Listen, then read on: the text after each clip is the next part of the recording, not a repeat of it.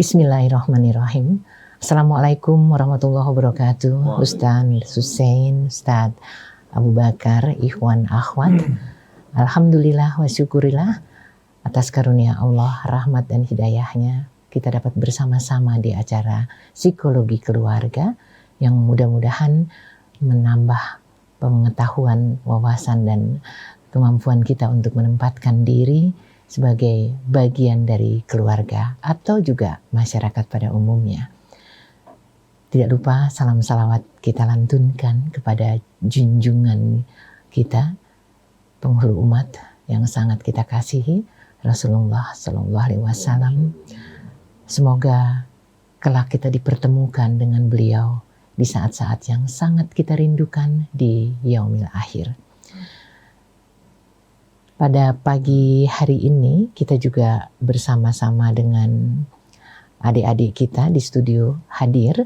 Ada Fauzan, ada Fahri, ada Adit, dan juga merupakan sahabat remaja ya dari kota Depok, dari SMK Depok dan juga Cibinong.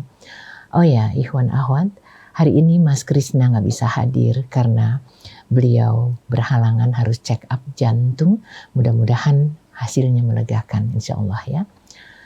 Baiklah, seperti biasa sebelum kita mulai, kita akan bersama-sama membaca Ummul Quran. A'udzu billahi minasyaitonir rajim. Bismillahirrahmanirrahim. A'udzu billahi minasyaitonir rajim. Bismillahirrahmanirrahim. Alhamdulillahi rabbil alamin.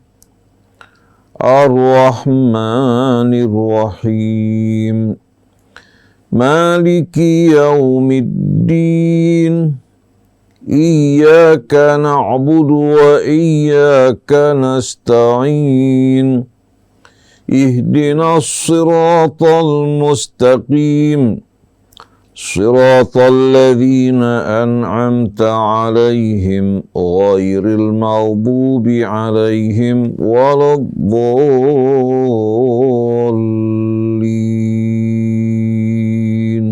Amin. Ikhwan Akhwat rahimakumullah. Ada dua kasus hari ini yang mudah-mudahan juga membuka sekat pemahaman baru betapa pasangan kita bisa jadi juga merasakan hal-hal yang kurang lebih sebagaimana yang disampaikan, yang dikirim ke dalam psikologi keluarga kasus kita. Ustadz, kasus yang pertama ini juga dari seorang wanita ya. Assalamualaikum warahmatullahi wabarakatuh Ustadz. Maaf, saya mau bertanya, kalau suami istri bertengkar terus, istri pulang ke rumah orang tua, mahar diambil oleh suami, tapi suami nggak mau menceraikan sampai kapanpun, istilahnya digantung Ustadz. Apakah mantan istri boleh menikah lagi? Terima kasih. Itu yang pertama Ustadz. Kemudian yang satunya, Pak Ustadz, saya tertekan sekali sama suami saya. Dia sewenang-wenang melakukan apa saja terhadap saya. Kapan dia mau, seenaknya saja. Dia tidak pulang. Kalau ditanya katanya pulang ke rumah ibu. Kalau saya bertanya sama ibunya, ibunya hanya senyum-senyum saja. Kalau di rumah Ustadz, bisanya hanya marah-marah. Dan semua yang saya lakukan selalu salah. Komunikasi kami tidak sehat Ustadz. Jadi kalau mau ngomong, seadanya saja. Lebih seringnya diam-diam saja. Jujur saya jadi bingung. Jadi istri ini bagaimana ya? Apa yang harus saya lakukan Ustaz? Itu Ustaz. Dua kasus kita pagi ini. A'udzubillahi minasyaitonirrajim. Bismillahirrahmanirrahim. Alhamdulillahi rabbil alamin. Hamdan katsiran tayyiban mubarakan fi kama yuhibbu rabbuna wa yarda. Allahumma salli wa sallim wa barik ala abdika wa rasulika Sayyidina wa nabiyyina Muhammadin wa alihi tayyibin wa sahabatihi al-ghurril mayamin wattabi'ina lahum bi ihsanin ila yaumiddin. Subhanaka la ilma lana illa ma 'allamtana innaka antal alimul hakim. Allahumma atina min indika rahmah wa 'allimna min ladunka ilman nafi'a wanfa'na bima 'allamtana waj'alna hudatan muhtadin wa la taj'alna dhallina mudhillin birahmatika ya arhamar rahimin.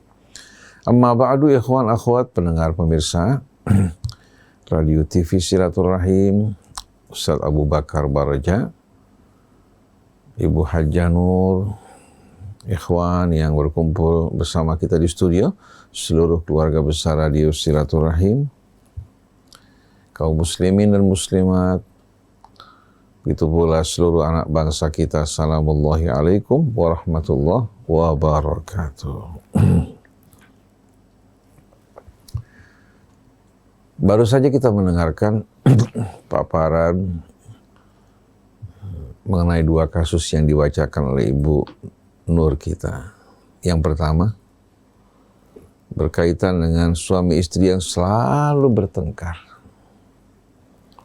Sampai akhirnya sang istri tak tahan, meninggalkan rumah, kembali ke rumah orang tuanya.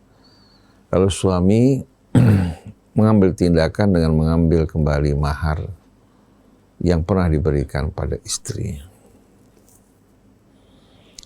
Lalu setelah itu si wanita bertanya, boleh nggak dia menikah lagi? Padahal suami telah memutuskan untuk tidak menceraikan dirinya. Jadi membiarkan si wanita kal mu'allaqah, bagaikan apa? Seorang yang terkatung-katung. Dikatakan bersuami tapi nggak bersuami, dikatakan menjanda tapi belum apa? Belum diceraikan. Pertama-tama, sikap suami yang mengambil mahar yang pernah diberikan pada istri itu perbuatan haram, perbuatan aniaya yang dilarang oleh Al-Quran. Kalau kita membaca suratun Nisa ayat 19, Allah berfirman, ya ayyuhalladzina amanu la yahillu lakum antarithun nisa'a karha wa la ta'dhuluhunna litadhhabu bi ba'dhi ma ataitumuhunna illa an ya'tina bi fahishatin mubayyinah wa ashiruhunna bil ma'ruf fa in karihtumuhunna fa asa an takrahu syai'an wa yaj'alallahu fihi khairan katsira. Wahai orang-orang yang beriman, tidak halal bagi kalian antarithun nisa'a karha, kalian mewarisi wanita secara paksa. Jadi dengan tindakan penekanan, penganiayaan dan teror, dia ingin mengambil apa yang menjadi hak wanita atau mahar yang pernah diberikan kepadanya.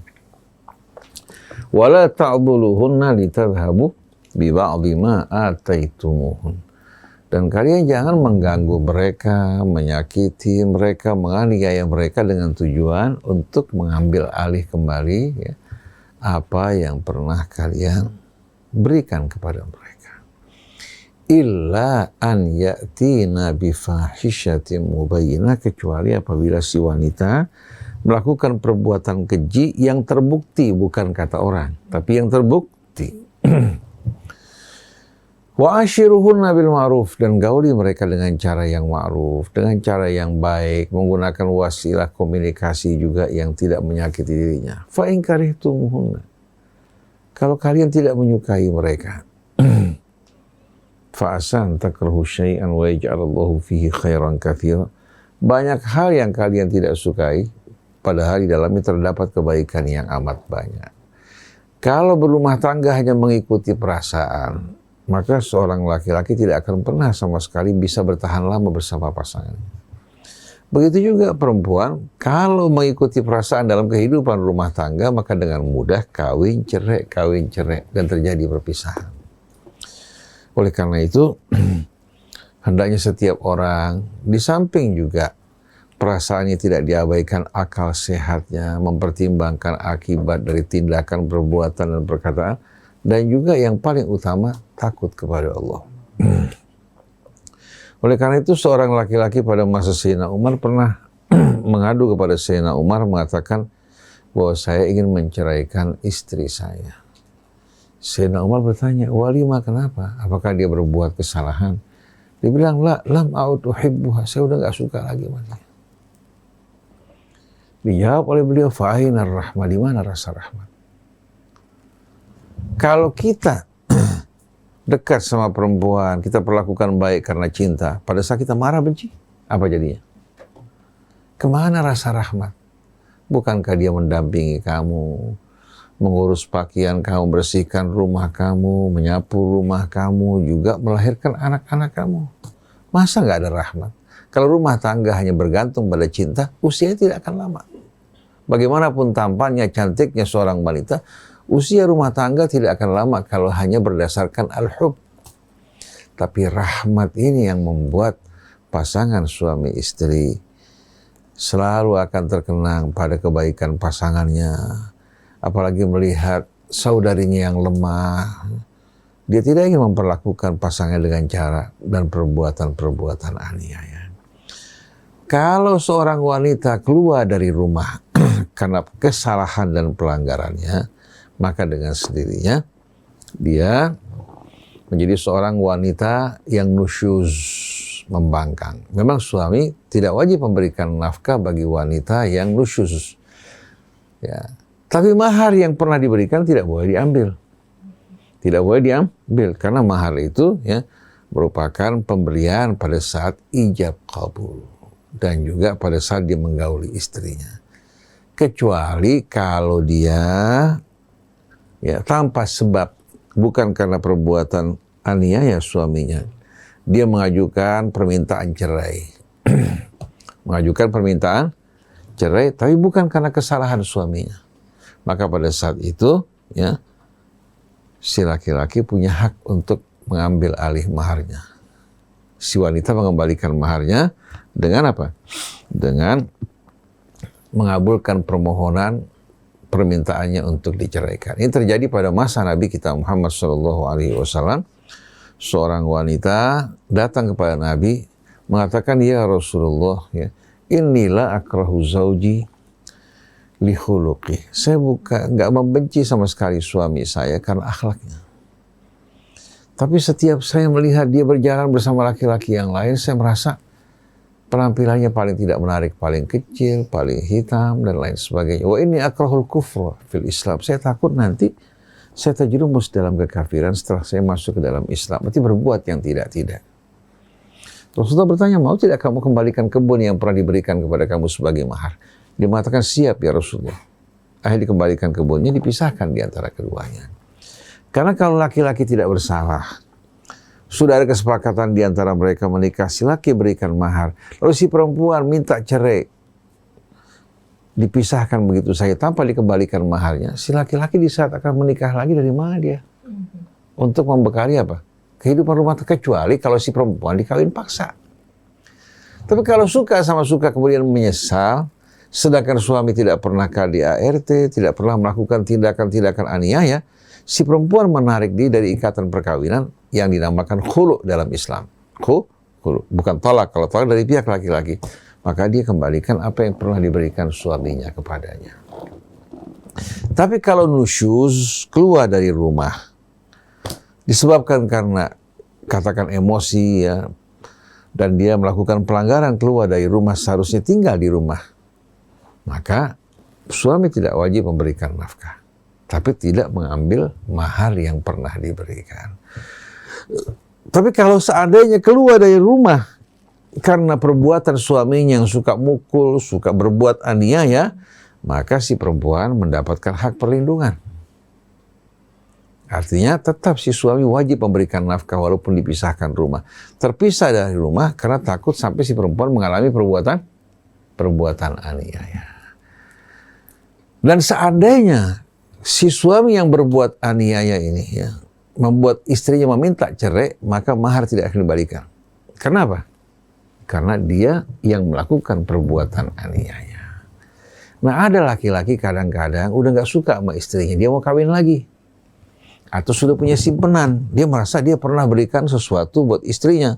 Katakan punya tanah 100 meter atau 500 meter atau diberikan rumah. Waktu suka nggak berat. Tapi begitu dia mulai jatuh cinta sama wanita lain, dia mulai berhitung 500 meter, kalau harga 1 miliar bagaimana? Maka dia berusaha akal-akalan, menggunakan cara-cara yang tidak baik, menekan istrinya sampai istrinya nggak tahan. Akhirnya si istri minta berpisah dari suaminya dengan mengembalikan mahar yang diberikan kepada suaminya. Padahal kalau suaminya berbuat yang tidak baik, istri tidak wajib untuk mengembalikan apa yang pernah diberikan suaminya. Jadi Islam merupakan agama yang penuh keadilan dan penuh dengan rahmat. Laki-laki tidak diizinkan berbuat aniaya, perempuan juga tidak diizinkan untuk berbuat sewenang-wenang mencari kesempatan ya, untuk mencari keuntungan. Oleh karena itu dalam rumah tangga dibutuhkan niat dari keduanya betul-betul untuk menjalani kehidupan rumah tangga yang baik dalam ketakwaan pada Allah. Kalau mereka selalu ingat Allah, walaupun terjadi keributan, disebutkan nama Allah, diterangkan hukum Allah, mereka pasti akan menerima sami'na wa ata'na. Tapi walaupun mereka orang Islam tidak mau menerima hukum Allah, tidak mau mendengarkan nasihat, tuntunan dari Rasulnya, sulit untuk bisa dipecahkan problema mereka. Oleh karena itu seharusnya suami tahu kewajiban dia apa yang menjadi haknya, istri juga tahu apa kewajibannya dan apa haknya, agar masing-masing tidak melampaui batas. Dan untuk menyampaikan apa yang mereka inginkan, dengan sendirinya menggunakan wasilah komunikasi yang baik, bahasa yang baik, yang tidak menyakitkan, yang tidak menjatuhkan, yang tidak merendahkan satu sama lain. Insya Allah cinta akan tumbuh, begitu pula rasa rahmat. Jadi ibu yang keluar dari rumah, mahar ibu diambil, ibu berhak untuk menuntut agar mahar yang pernah diberikan dikembalikan pada ibu. Karena mahar itu ya merupakan pemberian suami yang diberikan, yang merupakan hal ya yang Allah berikan kepadanya sebagai hubungan ya suami istri, di mana seorang laki-laki menggauli istrinya.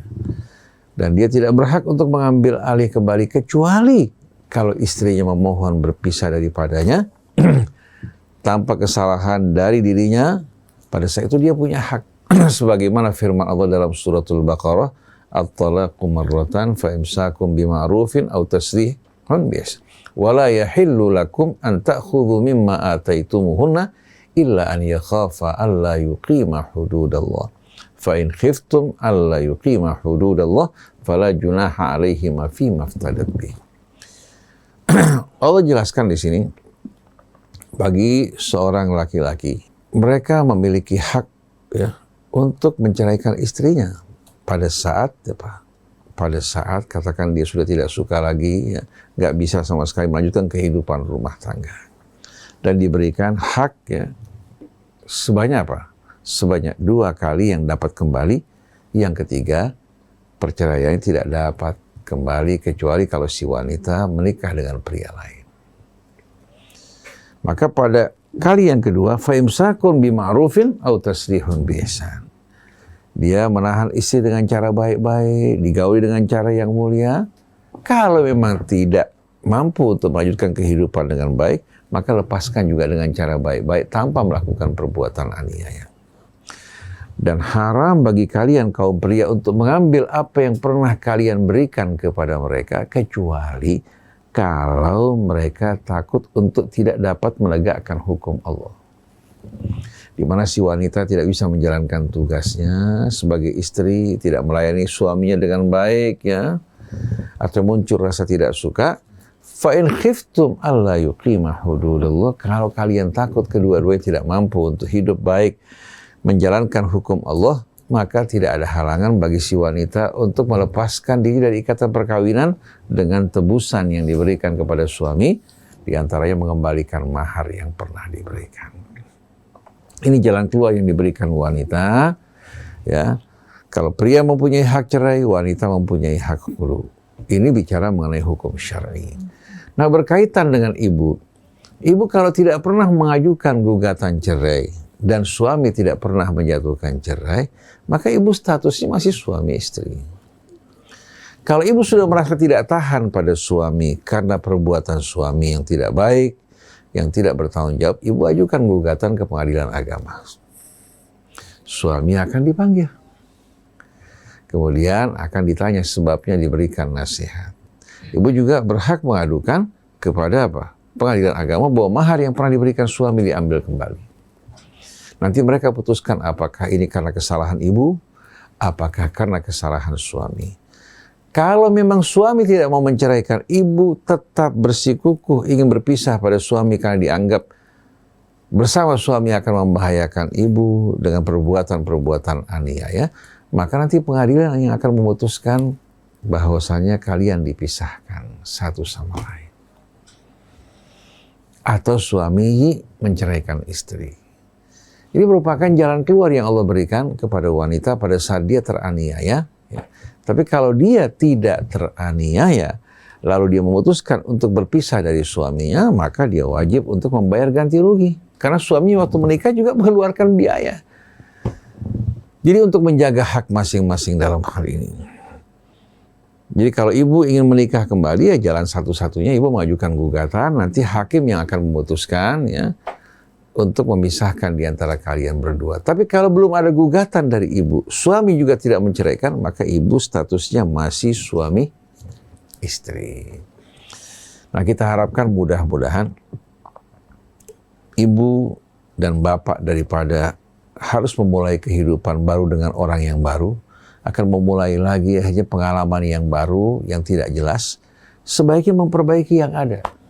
Jangan rumah karena genteng 1, 2 rusak dibongkar semuanya. Jadi alangkah baiknya kalau seandainya bapak ibu memperbaiki hubungan ibu dan perlu jalan tengah dari seorang yang bisa memberikan nasihat pada anda kedua dan memberikan jalan keluar yang terbaik. Memberikan nasihat kepada suami kalau dia salah memperbaiki kesalahannya, kepada istri juga apabila dia salah memperbaiki kesalahannya. Ini merupakan cara yang lebih indah daripada berspekulasi dengan pria baru yang belum tentu akan apa? Akan membawa kebaikan atau bersikap lebih baik dari suami ibu. Sabar apalagi kalau sudah mempunyai anak. Apalagi kalau sudah mempunyai anak. Dan biasakan gunakan wasilah komunikasi yang baik. Kalau suami lagi panas, ibu jadi pendingin. Kalau ibu lagi panas, suami yang berusaha mendinginkan. Tapi kalau dua-duanya panas, dua-duanya tuli nggak mau mendengarkan sama sekali pendapat yang lain, sampai kapan terjadi pertemuan? Nah, hal yang kedua, suami yang berbuat sewenang-wenang pada ibu, berbuat semau dia merasa sebagai seorang laki-laki. Terkadang dia nggak pulang ke rumah waktu ditanya, ketika bermalam di rumah ibunya, waktu ibunya ditanya, ya, ibunya cuma senyum-senyum aja. Saya pikir ini perlu dilihat, dia punya alasan latar belakang kenapa suami suka bermalam di rumah ibunya. Apakah ibu tidak membuat dia nyaman di rumah? Karena ibu cerewet, selalu mengungkit-ungkit, mencari-cari yang tidak-tidak. Ya. Ini kalau terjadi, ibu harus memperbaiki sikap ibu. Bersikap lemah lembut, ya, tidak mengurek dan mencari-cari hal-hal yang kira-kira membuat suami tidak nyaman di rumah. Karena biasanya suami di saat di rumah bersama istrinya yang bersikap lembut, memahami dirinya, juga peduli terhadapnya. Dan kalau melihat suami dalam keadaan bergelisah, bukan menambahkan kegelisahannya, tapi berusaha untuk mencari solusi. Apa yang bisa dibantu dengan cara yang baik. Tapi kalau seandainya ibu sudah bersikap baik, melayani suami, bersikap mulia, tidak suka menimbulkan persoalan, berarti kesalahan dari pihak siapa? Kesalahan dari pihak suami. Nah, kalau kesalahan dari pihak suami, saya sekarang berbicara pada ibu yang bertanya, suami nggak dengar. Oleh karena itu suaminya yang perlu diberikan nasihat. Suami yang perlu diberikan nasihat. Oleh karena itu ibu bisa minta tolong ya kepada seorang untuk menjadi penengah yang bisa memberikan nasihat kepada suami, juga nasihat untuk ibu. Kalau perlu ibu katakan bagaimana kalau kita berdua mendengarkan nasihat dari orang-orang yang betul-betul bijak untuk memberikan nasihat buat kita. Mungkin saya yang salah, saya mohon maaf. Atau mungkin juga kamu yang salah. Kita jangan saling salah menyalahkan, tapi mari kita dengarkan nasihat-nasihat yang baik untuk kebahagiaan, keselamatan kita. Saya yakin kamu juga tidak nyaman dengan kondisi begini. Saya juga tidak nyaman. Nah, kalau kita biarkan ketidaknyaman berlarut-larut, pasti akan membuat apa? Keadaan buntu dan tidak ada jalan keluar. Nah, kenapa tidak mencari jalan keluar yang baik? Tanyakan pada suami, gimana kalau kita mendengarkan bimbingan, petunjuk dari orang yang dipercaya oleh suami. Kalau saya salah, saya siap untuk memperbaiki kesalahan saya. Tapi kalau Bapak sama juga, mari bersama-sama untuk kebahagiaan kita, untuk hari depan kita. Dan juga menjalankan kewajiban Bapak sebagai suami, sebagai orang tua, saya sebagai ibu dan sebagai seorang istri. Insya Allah kalau caranya, wasilah komunikasinya baik, jalan keluar pasti ada. Dan Allah mengatakan, وَمَنْ يَتَّقِ اللَّهَ يَجْعَلْ لَهُ مَخْرَجًا. Orang kalau bertakwa pada Allah, Allah akan berikan jalan keluar. Saya jumpai tidak ada pasangan suami istri yang bertakwa bagaimanapun ributnya berat, begitu menerima nasihat, mereka langsung memperbaiki diri mereka. Tapi kalau di hati tidak ada Allah Subhanahu wa Ta'ala, maka atas nama siapa kita berbicara pada mereka? Saya teringat kepada seorang pasangan suami istri, kalau tidak salah berasal dari Eropa atau Amerika. Ketika ditanya tentang Allah Subhanahu wa Ta'ala, dia mengatakan, saya yakin akan keberadaan Allah Subhanahu wa Ta'ala yang mencipta, yang melihat, yang mengatur dan mengawasi segala sesuatu. Kalau seandainya Allah tidak ada, kita wajib untuk menciptakan Allah. Sampai di malam itu. Kenapa? Karena kalau tidak ada Allah, siapa lagi kita takuti? Yang selalu mengawasi kita dalam kehidupan rumah tangga saya, yang menjaga saya setia pada istri, istri setia pada suami, begitu juga yang mengajarkan anak-anak kita untuk hormat pada orang tua mereka. Kerusakan terjadi di saat hamba-hamba ini lupa kepada Allah. Jadi yakin akan keberadaan Allah. Sampai kalau tidak ada, katakan, sebagai perumpamaan, kita betul-betul perlu untuk mengadakan Allah Subhanahu wa Ta'ala. Dia bukan berarti mengingkari Allah, artinya sebagai gambaran kebutuhan manusia akan Allah. Jadi suami di depan istri, di belakang istri, karena pengawasan Allah dan mengawasi Allah, dia akan berhati-hati. Istri juga walaupun jauh dari mata suami, dengan kehadiran Allah di hatinya, mereka juga akan menjaga diri mereka. Baru kehidupan ini akan apa? Akan damai. Di mana pengontrolnya bukan aparat, ya, penegak hukum, ya, bukan juga kejaksaan, ya, tapi yang menjadi pengawas Allah yang selalu berada di hati orang-orang yang bertakwa. وَمَنْ يَتَّقِ اللَّهَ يَجْعَلْ لَهُ مَخْرَجًا. Jadi nggak mungkin saya berikan nasihat buat suami yang dengar ibu. Karena kalau ibu yang makan, nggak mungkin suami kenyang. Jadi mari bersama-sama kita usahakan supaya cari penyelesaian yang baik, mengundang orang yang bijak untuk memberikan nasihat kepada Anda kedua, atau penengah dari pihak laki-laki, penengah dari pihak perempuan untuk bisa apa? Bisa menjadi pendingin. Karena kalau laki-laki lagi emosi, dengar omongan perempuan, semua nggak ada masuk ke hatinya. Dianggap semua gugatan. Begitu juga perempuan begitu mendengarkan suaminya menyampaikan alasannya, si perempuan tidak akan mendengar. Tapi kalau apa? Kalau ada penengah, insya Allah akan ditemukan jalan keluar yang baik. Makanya suami istri ini aneh. Kalau lagi cinta, omongan orang semua nggak bakal dengar.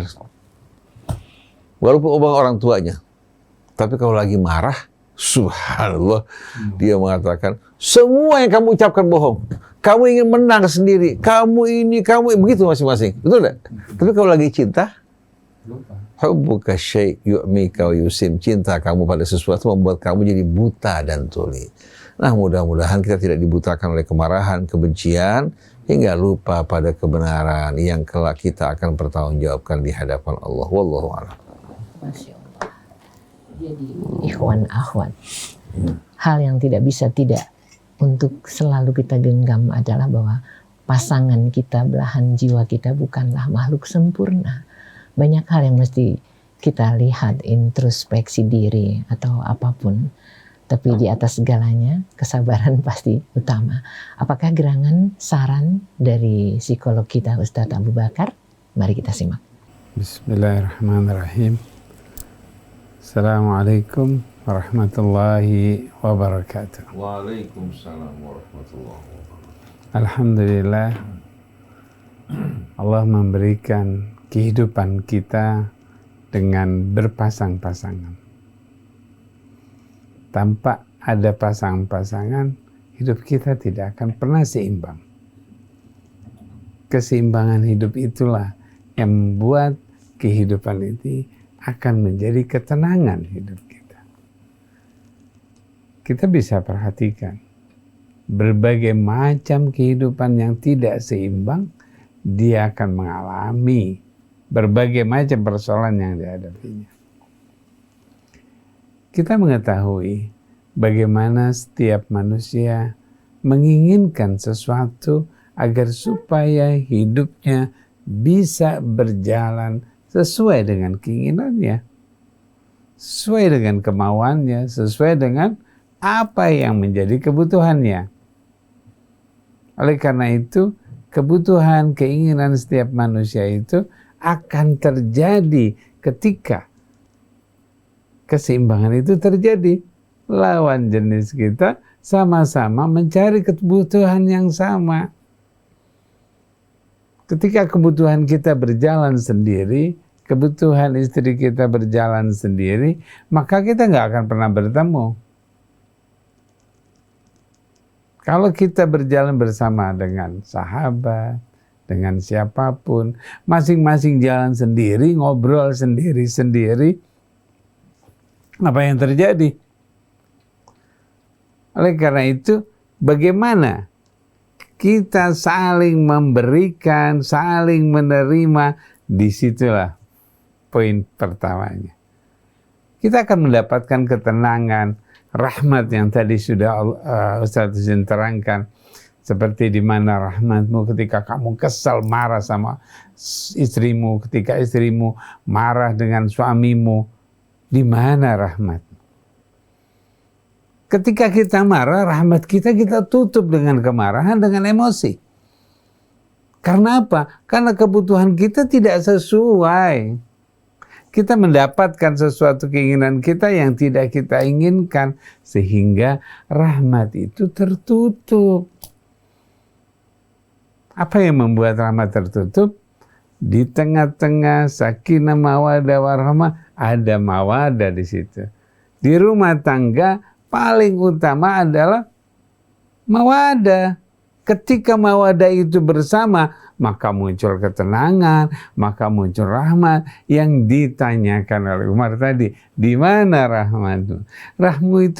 Rahmat itu ketika kamu bersama, ketika kamu berinteraksi, ketika kamu saling menyentuh, saling berkata, di situ ada penyesuaian di sana. Rahmat itulah yang akan muncul, ketenangan itulah yang akan terus bersamanya. Tapi ketika mawadahnya sudah saling tidak suka, melihat saja sudah tidak mau, menyampaikan pesan saja beratnya bukan main, memberikan informasi kebaikan juga susahnya bukan main. Ya.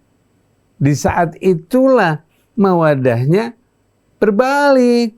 Yang tadinya seperti dia bersama, akhirnya berbalik. Masing-masing jalan sendiri, buang muka masing-masing.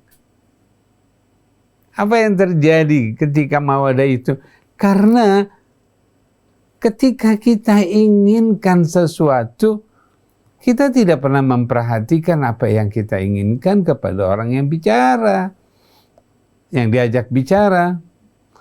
Kita tidak memperhatikan bagaimana suami itu waktu kita bicara. Kita tidak pernah melihat suami tersebut ketika kita mau menyentuh, ketika kita ingin berinteraksi, ketika ingin bertanya. Kapan saatnya kita harus bertanya? Kapan saatnya kita harus menyampaikan pesan? Di mana? Bagaimana caranya? Itulah keseimbangan yang terjadi. Pelajaran itu sudah ada, pengetahuan itu sudah ada. Secara insting pun kita bisa mendapatkan kalau kita mau memunculkan rasa yang di dalam diri kita. Tapi kalau kita hanya menginginkan sesuatu yang ada di luar diri kita, yang ada di luar suami, yang ada di luar istri, maka kita nggak akan pernah dapatkan.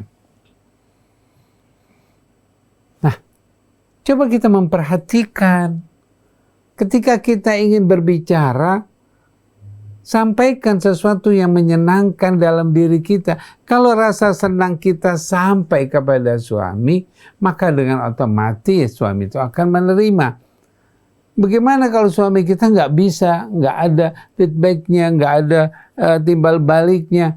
Ajak, sampaikan bagaimana rasa itu yang ada di dalam diri kita. Kita katakan sehingga dia tahu bahwa kamu sedang merasakan sesuatu yang menyenangkan. Katakan, yang sering kita dapatkan merasakan sendiri, maka jalannya sendiri-sendiri. Katakan apa yang terjadi di dalam diri kita pada suami yang menyenangkan, bukan yang kesel, bukan yang tidak nyaman. Kalau kita nyampaikan gini, saya nggak nyaman sama kamu, suami juga mengatakan sama. Nah kalau seperti itu ya sudahlah, itu namanya benturan. Tapi ketika kita menyampaikan, saya sudah nyampaikan sama suami saya tuh senang, tapi suami saya melengos melulu. Ajak rasa senang itu bukan kamu saja yang punya, bukan istri saja yang punya, bukan suami saja yang punya, bukan. Ambil, ajak bersama. Coba kita perhatikan, kalau kita mau pergi bersama, kita akan mengajak. Ajak untuk bisa bersama, ajak untuk bisa merasakan bersama, ajak untuk bisa menikmati apa yang kita hadapi. Ajak. Jangan bilangin, saya sudah ngerasain, kamu kok nggak ngerasain sih? Saya sudah sayang sama kamu, kenapa sih kamu nggak sayang sama saya? Ajak rasa sayang itu ke dalam diri kita. Sehingga si suami itu merasakan, oh iya kamu benar-benar sayang sama saya. Tapi kalau kita cuma, kita saja, saya sudah, kata suami, iya kamu sudah, saya belum. Apa yang terjadi? Tapi ajak. Bagaimana rasa tersebut? Disitulah mawadah terinteraksi. Mawadah itu akan tumbuh. Kalau mawadah tumbuh, akan menghapus yang namanya egois, yang namanya gengsi, yang namanya macam-macam. Ya. Nah, ketika itu sudah terhapus dengan perasaan kita yang menyenangkan saling, insya Allah rahmat itu tumbuh. Datang Allah tumbuhkan terus subur. Yakinkan, sakinah di situ ada. Sakinah di situ akan tercipta. Kita akan merasakan tenang apabila mawadah, interaksi itu benar-benar tercipta. Jangan kita lihat, ya dia lagi duduk situ, dia main HP lagi. Dia main HP terus, dia main HP mulu, gimana ngomongnya? Susah diajak ngomongnya. Kalau dia lagi main HP paling bilangnya iya. Susah kita ngadepinnya, karena dia main HP melulu.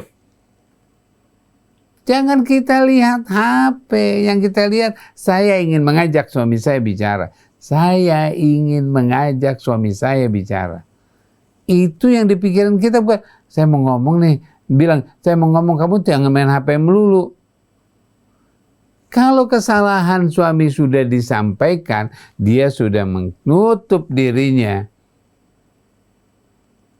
Jadi waktu kita ngomong sama suami, sudah dibilangin gini, kamu jangan main HP melulu dong, jadi kita nggak bisa ngomong enak nih. Kata suami, ya kamu aja ngomong pertama kali aja udah nggak enak, bagaimana selanjutnya? Akhirnya yang disampaikan tidak nyampe, yang diinginkan tidak akan bisa didapat, yang kita tidak sukai, itu yang kita dapat. Suami baru pulang, terus kemudian kita langsung ngomong, ih kamu udah tadi kelamaan banget, lihat anak-anak sudah nungguin mau pergi nggak jadi-jadi tuh. Kamu sih perginya lama-lama, kan macet, makanya jangan jalan di situ. Salah lagi. Ya udah sebentar, saya mau pergi dulu, saya nggak lewat situ, saya mau pindah jalan yang lain. Tambah lama disuruh bilang jangan di situ. Kalau suaminya bebel, dia bilang, oh ya udah saya nggak mau jalan situ, saya mau balik lagi tempat yang lain. tambah lama yang terjadi. Oleh karena itu, jangan lihat yang salah, jangan lihat yang kita nggak sukai. Sekali lagi, saya sering sampaikan, perhatikan yang baik. Pada suami, pada anak, pada teman, pada siapapun. Perhatikan yang kita sukai, yang kita nggak sukai, nggak perlu kita lihat-lihat. Ngapain kita penuhi pusing-pusingin yang kita nggak sukai dalam pikiran kita? Kita masukkan ke dalam perasaan kita hal yang kita nggak sukai. Untuk apa? Yuk, kita lihat yang menyenangkan. Ciptaan Allah yang menyenangkan. Suami yang baik hati. Pasti ketika kita mengatakan kamu masih sayang sama suamimu, kalau lagi marah dia bilang gini, enggak, kenapa? Kalau dia masih kayak gitu enggak? Coba kita tanyakan lagi kembali, kamu masih sayang sama suamimu? Habis gimana dia kayak gitu? Kamu masih sayang sama suami? Jadi dia sayang deh. Tanyakan lagi, kamu masih sayang? Maka yang muncul sayang. Karena yang kita munculkan rasa sayang. Rasa sayang itu yang muncul. Pada suatu hari seorang datang kepada saya, terus dia bilang, saya kesel, suami saya itu orangnya bikin nyebelin. Kalau ngomong udah nggak enak, suaranya juga nggak enak. Apalagi udah nggak enak. Udah saya nggak mau, udah saya mau pisah sama dia. Saya tanya sama dia, kamu mau pisah? Iya. Benar. Iya benar. Kamu masih sayang sama dia? Enggak, orang mau pisah kok sayang. Kamu masih sayang terus, saya katakan sayang. Apa yang dikatakan? Ya lu jangan bilang kayak gitu terus, nanti saya sayang lagi. Nanti saya sayang lagi. Oke, saya tanyakan, apakah masih ada rasa sayang sama kamu pada dia? Jadi sayang sedikit deh, sedikit sayang. Oke, dari sedikit itu kamu bisa nambah rasa sayangmu. Jangan digituin terus, nanti saya nggak mau pisah lagi sama dia. Perhatikan. Jadi rasa sayang itu Allah sudah tanamkan ketika kita menikah, rasa sayang sudah ada. Tinggal bagaimana masalah-masalah yang muncul yang menutupi. Yuk dikikis dengan mawadah. Buangin tuh persoalan-persoalan dengan mawadah kita. Mawadah kita yang bagaimana? Yang menyenangkan, yang menarik, yang enak, berinteraksi juga. Membuat diri kita tenang. Insya Allah kita tidak akan pernah ada keributan di rumah tangga. Kalau diajak, istri nggak mau. Diajak, suami nggak mau. Itu dia. Artinya dia nggak mau sama kita. Kita tetap sayang. Ajak terus. Ketika dia masih belum, ajak terus. Sampai Allah yang menetapkan bahwa dia sudah nggak mau lagi sama kamu. Sampai Allah yang menetapkan. Tapi yakin Allah tidak akan pernah memisahkan hambanya ketika berpasangan sudah terjadi. Tapi kalau memang itu kehendak, kita bisa terima. Namun usaha itu penting. Sekali lagi, kita akan berusaha untuk yang terbaik. Kehidupan rumah tangga yang sakinah, mawaddah, warahmah. Di sana situlah yang ada yang namanya mawaddah yang bisa menghangatkan sakinah dan memunculkan rahmat ke dalam kehidupan keluarga. Terima kasih. Insya Allah. Masya Allah. Jadi mawaddah, warahmah, sakinah, 3 kata yang terdengar mudah sekali.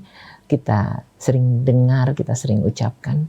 Tetapi untuk menuju ke situ ternyata banyak sekali hal-hal yang tidak bisa kita abaikan. Bisa jadi Ustadz Husin punya cara gimana sebel, sedih, dan tidak berdayanya kami wanita ini menghadapi pria yang jelas-jelas harus kami taati karena ridho suami adalah surga bagi para istri. Apa yang harus ada di kepala dan di hati biar ikhlas ridho gitu. Bismillahirrahmanirrahim. Di tengah-tengah pergaulan kita, baik bersama keluarga, bersama masyarakat, kira-kira apa yang paling apa? Yang paling banyak menumbuhkan kecintaan dan rasa hormat? Kalimat thayyibah. Kalimat thayyibah ini subhanallah, kalau digunakan berhadapan dengan orang yang tidak suka dengan kita aja akan meredam apa? Meredam kebenciannya. Bahkan bisa mengubah orang yang membenci kita menjadi orang yang mencintai kita. Seperti firman Allah, idfa billati hiya ahsan. Sikapi, hadapi dengan cara yang lebih baik. Artinya jangan sampai orang berbicara tidak baik, keluar, katakan ucapan-ucapan yang tidak senonoh, lalu kita bereaksi sama seperti apa yang dilakukan. Tapi justru kita menghindar dari hal yang buruk, kita berbicara dengan kalimah yang thayyib, menyampaikan hal-hal yang positif. Hingga dia tidak punya alasan untuk apa? Untuk bertambah marah dengan bertambahnya bahan bakar yang masuk ke dalam hatinya. Sampai Allah umpamakan dalam surat Ibrahim, perumpamaan dari kalimah thayyibah ini. Dan kalimah thayyibah yang paling utama adalah kalimat tauhid yang akan menumbuhkan berbagai macam kebaikan. Nah, kalimat thayyibah bila diucapkan seseorang seperti pohon yang akarnya kokoh kuat, batangnya juga apa? Menjulang di angkasa dengan dahan-dahan ranting-rantingnya memberikan keteduhan. Dan buahnya yang tidak akan pernah berhenti berbuah tanpa mengenal musim. Itu merupakan buah dari kalimat thayyibah. Dan subhanallah Mbak Nuning, kalimat thayyibah ini butuh biaya mahal gak? Kalimat thayyibah ini Allah kasih subhanallah bisa dilakukan sama orang yang paling miskin bahkan. Gak butuh sama sekali biaya yang mahal. Tapi masuk ke dalam hati. Seperti satu hari pernah Rasulullah mengatakan, ala adullukum ala syai'in idza fa'altumu tahabbtum. Mau enggak kalian aku tunjukkan sesuatu yang kalau kalian lakukan akan membuat kalian saling mencinta. Sahabat mengatakan, bala ya Rasulullah. Rasulullah mengatakan, afsyus salam bainakum, sebarkan salam di antara kalian. Kita jalan di kampung, orang mukanya lagi asem, lagi nggak nyaman, ya. Begitu kita lihat, assalamualaikum, langsung berubah mukanya. Subhanallah, kata-kata ini masuk ke dalam hati. Apalagi kalau kita ya, berada pada kebutuhan orang, kita peduli perhatian terhadap orang, bukan berusaha untuk membuat orang peduli terhadap kita, tapi kita peduli terhadap orang. Kita prihatin, ya. Kita juga berusaha untuk tahu apa yang diinginkan. Sikap seperti ini pasti akan mengubah apa? Kebencian menjadi kecintaan. Tapi kalau dalam pergaulan selalu kita menjadikan diri kita sebagai poros, orang harus melihat kita, memperhatikan kita, menghormati kita. Kita tidak melakukan hal yang sama pada orang, maka orang ini sebetulnya orang yang paling jauh, bahkan dari orang yang paling dekat. Oleh karena itu banyak anak-anak yang nggak tahan dengan perilaku orang tua aja yang arogan. Padahal anak kandungnya. Tapi berapa banyak ya, subhanallah, kita punya saudara, punya orang tua, ya. Saudara yang bukan lahir dari rahim ibu kita. Orang tua juga bukan orang tua yang melahirkan kita. Karena apa? Karena sikapnya.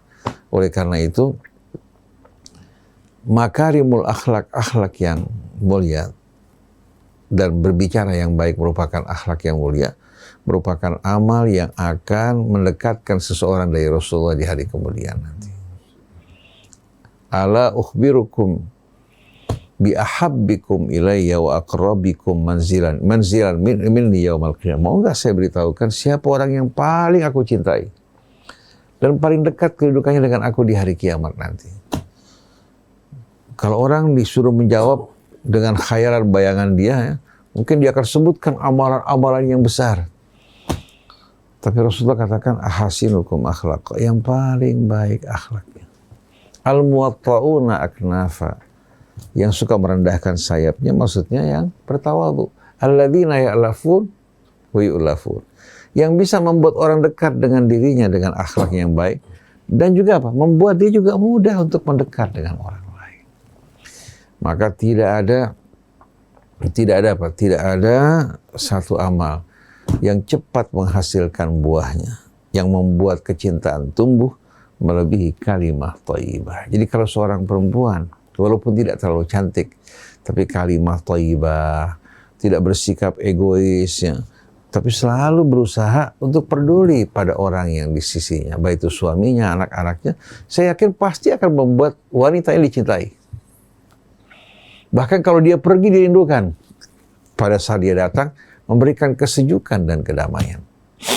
Tapi sebaliknya, kalau orang punya pribadi egois, hanya melihat dirinya dan ingin orang lain juga peduli memperhatikan dirinya, di saat dia masuk satu majelis, orang gerah.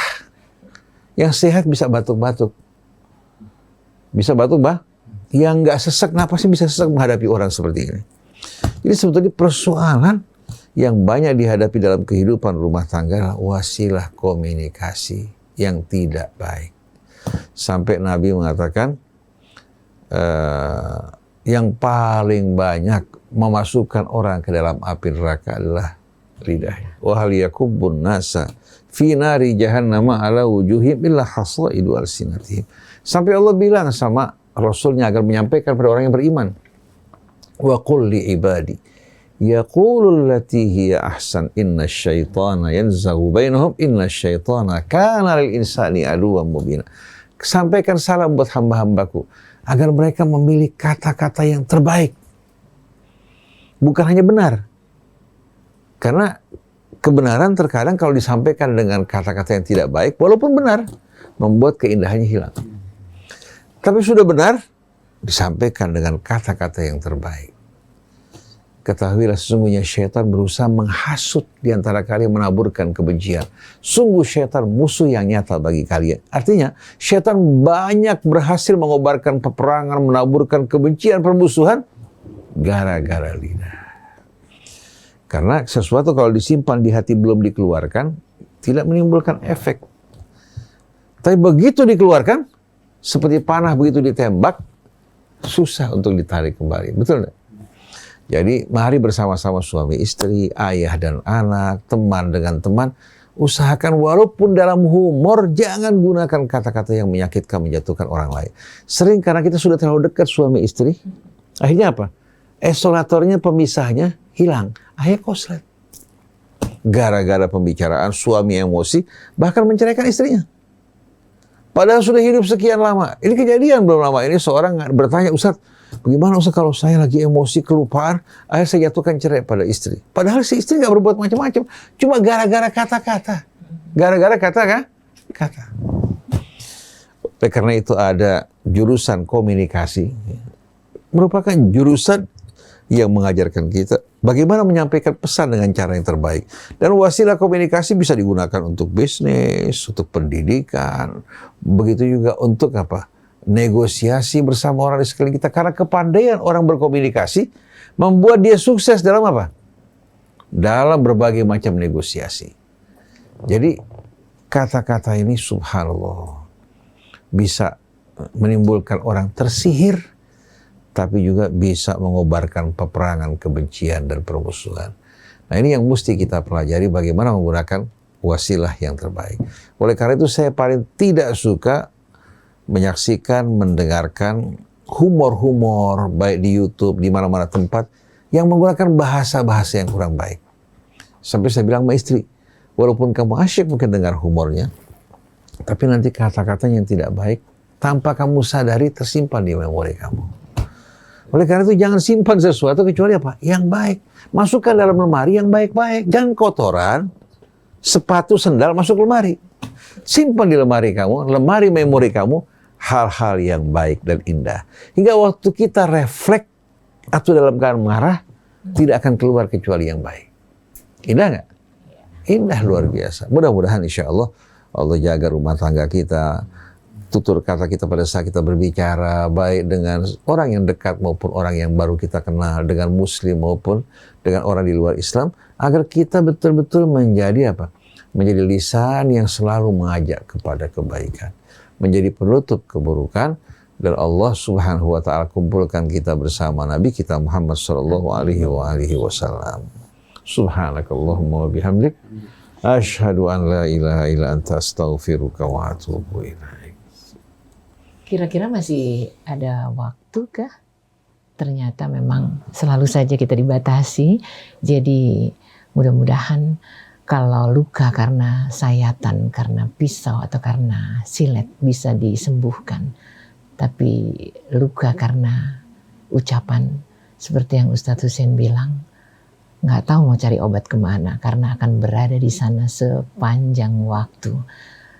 Ustadz Abu Bakar ada yang mau ditambahkan? Kalau sudah tidak, mudah-mudahan ya, memang lidah tidak bertulang. Mudah-mudahan kita mampu. Seperti apapun perilaku pasangan kita, yang kita ingat adalah yang baik-baik. Terima kasih sekali lagi Ustadz Hussein, Ustadz Abu Bakar untuk pencerahannya hari ini. Dan kami juga mengucapkan terima kasih kepada teman-teman di studio yang bersama-sama menyiarkan acara ini. Ada Anis, Ondi, dan teman-teman juga di radio lain yang juga menyebarluaskannya. Baik, mudah-mudahan pagi ini berkah dan bermanfaat. Billahi taufiq wal hidayah. Wassalamualaikum warahmatullahi wabarakatuh. Waalaikumsalam warahmatullahi wabarakatuh.